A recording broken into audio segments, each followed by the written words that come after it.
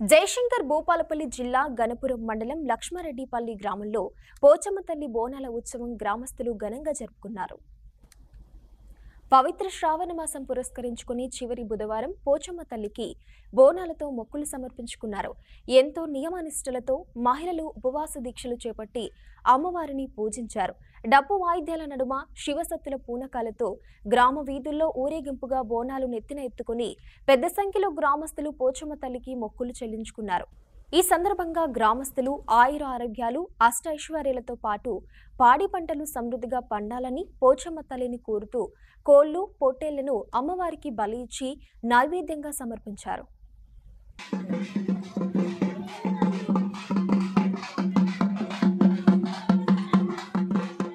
మండలం లక్ష్మారెడ్డిపల్లిలో ప్రతి సంవత్సరం జరిగే శ్రావణ మాసంలో ఈ శ్రావణ మాసం సందర్భంగా పోచమ్మ తల్లికి బోనాలు ఘనంగా నిర్వహించడం జరిగింది.